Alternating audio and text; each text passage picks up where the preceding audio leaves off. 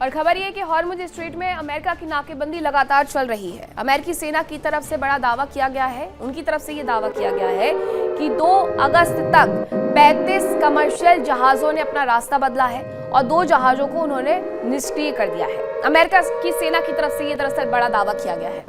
Hormuz strait को लेकर के लगातार विवाद सिर्फ और सिर्फ बढ़ते जा रहा है।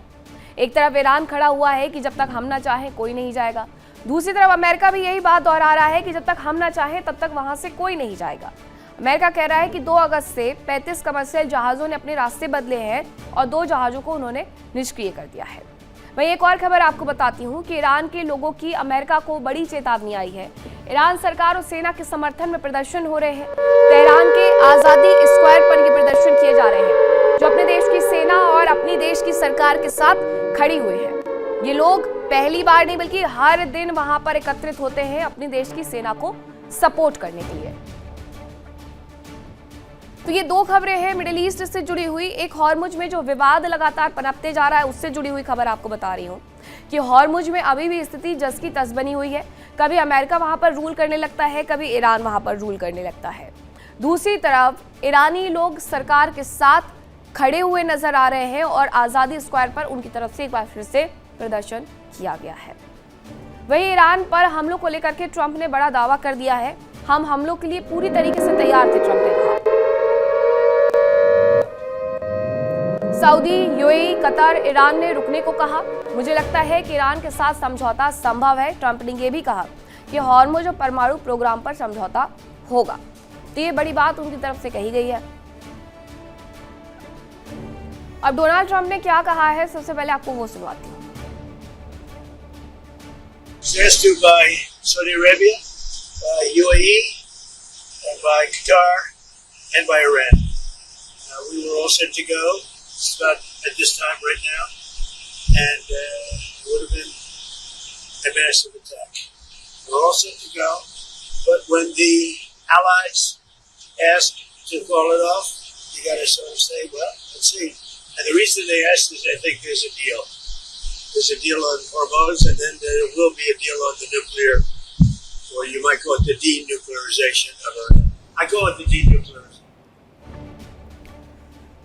और हॉर्मुज पर यूएस ईरान के बीच में तनाव लगातार बरकरार है।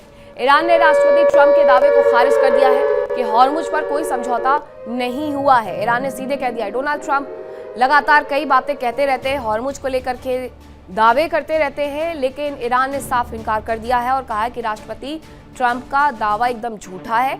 हॉर्मुज पर कोई समझौता नहीं हुआ है। ये उनकी तरफ से बड़ी बात इस पूरे मुद्दे पर ईरान की आई है सामने प्रतिक्रिया के तौर पर।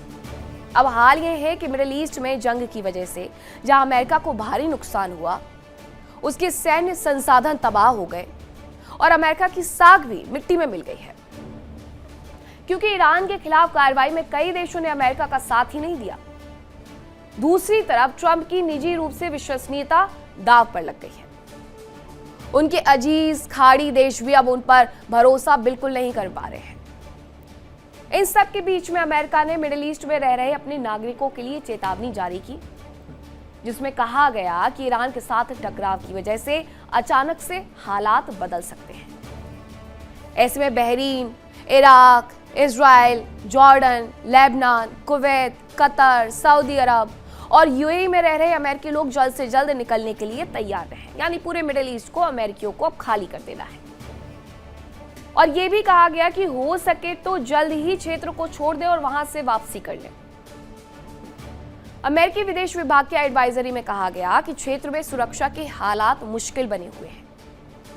चेतावनी देते हुए यह भी बताया गया कि ईरान और उसके क्षेत्रीय सहयोगी दुनिया भर में अमेरिकी राजनयिक केंद्रों, व्यवसाय और संस्थानों को निशाना बना सकते हैं।